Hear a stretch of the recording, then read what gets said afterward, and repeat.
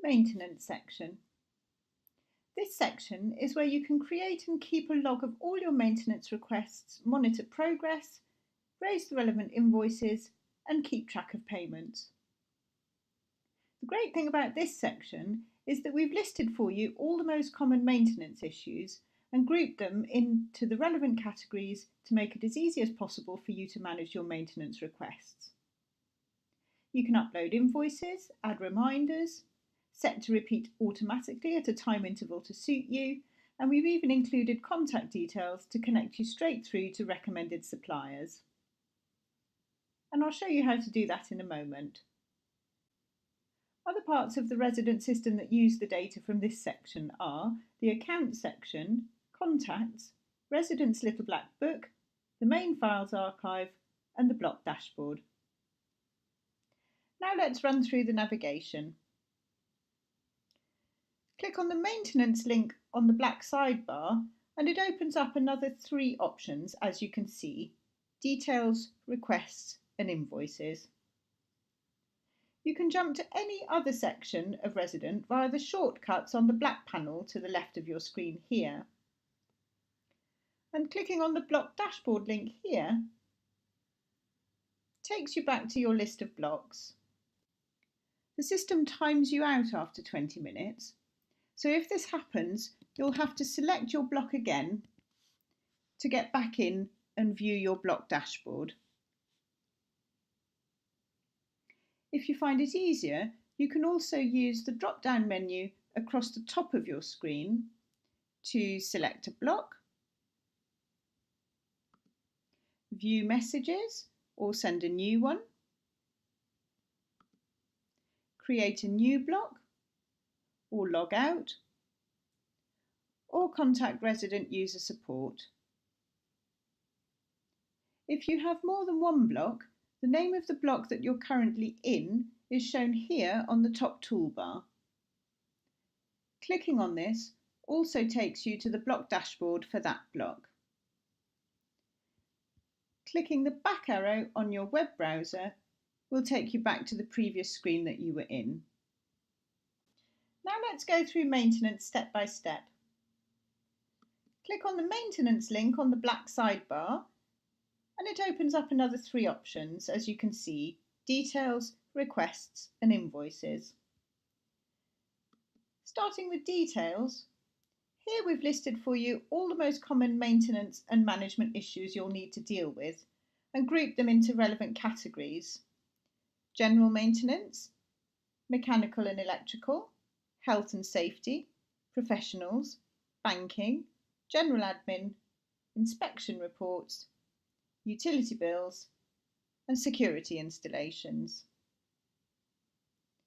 You can either click the heading like cleaning or go to the details tab next to it. They both take you through to this screen where you can record information about the supplier, contractor or service. If it's a service that needs to be carried out at regular intervals like window cleaning, you can enter the dates here. Because this date field is meant for cyclical maintenance, like risk assessments due every year or emergency lighting testing due every quarter, it won't show on all the categories. You can also enter the cost down the bottom here, and don't forget to save changes at the bottom when you're done. You can upload files like quotes, invoices or contracts, for example, from your computer and save them in this section here. Click on Choose File to find it on your computer. Then in the Notes section, enter a bit more information about it.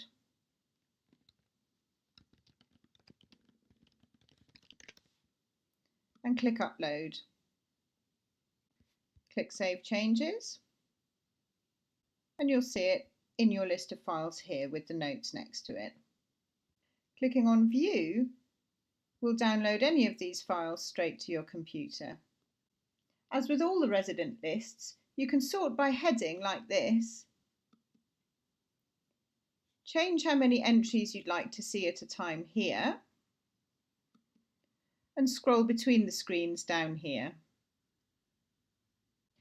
You can write yourself a note by clicking on the Notes tab.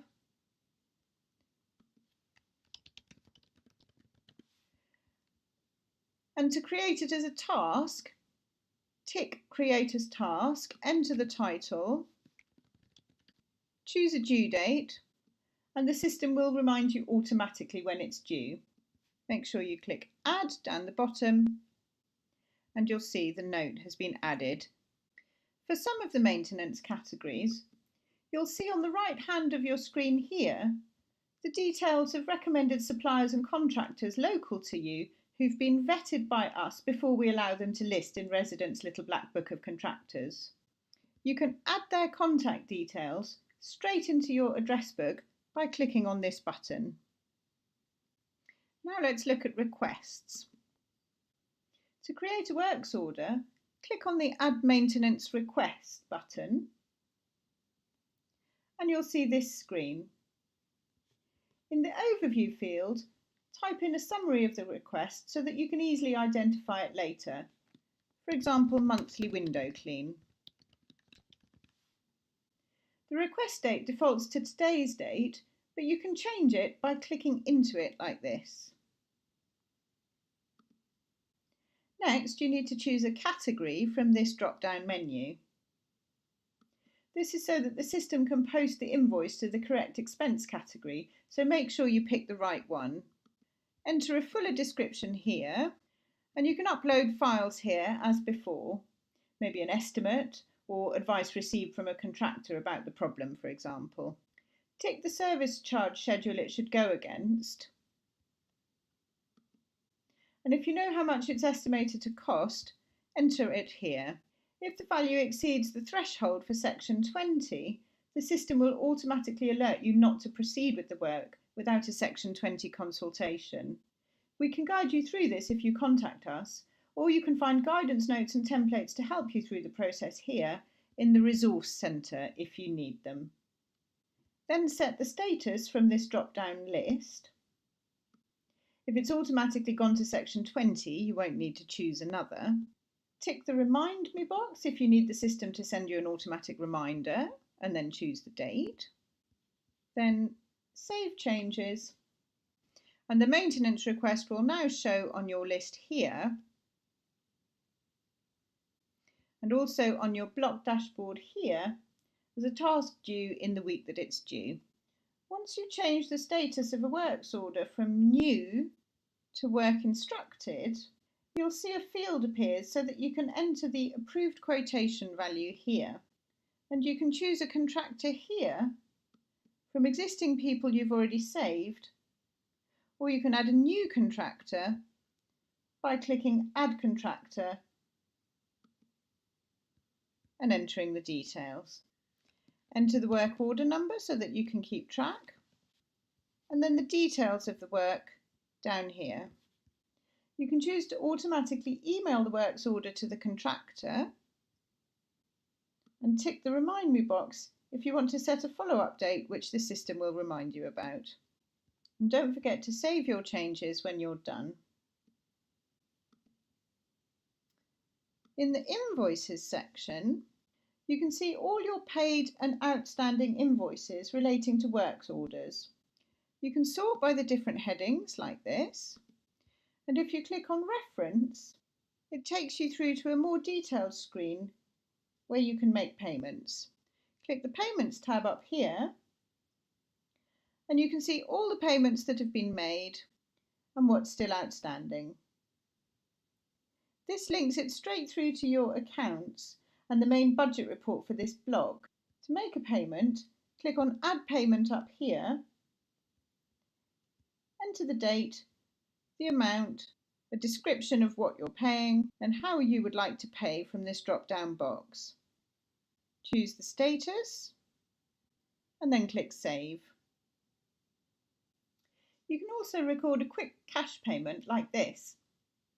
On this main invoice screen, click on Outstanding Invoices to bring up the list of payments still due. In this Record Payment box, enter the amount to pay, then click Record Payment. To see what's been recorded, Click on the Reference tab to go into the detailed invoice screen, and then click on the Payments tab. Scroll down and you'll see the list of payments made with the cash one you've just made down here. Click on Edit here and you can edit the description and, if necessary, the payment method. And remember to click Save when you're done. Payments can also be recorded automatically via the online reconciliation function in the Accounts section if you'd rather not record them manually. Going back to the main invoice screen, you can create a new invoice by clicking Add New Bill, which brings up this screen. Select an invoice date, type in the reference you'd like to use, then select the maintenance category. This links it straight through to your accounts and main budget report for this block. The status is set to Open by default, but you can change it once it's approved or paid or rejected. You can choose the contractor if they're already in the system, or add another one here. Then add the items to be invoiced along with the amounts, which schedule it should be allocated to, and you can add more items by clicking Add Item here. And you can also choose a payment due date up here if you'd like the system to send you a payment reminder. Choose which bank account it should be recorded against here, and then remember to click Save at the bottom of the screen, and you're done. You can find more resident how-to guides on our YouTube channel, and if you need more help, just hit the support button on the top right-hand corner of your screen.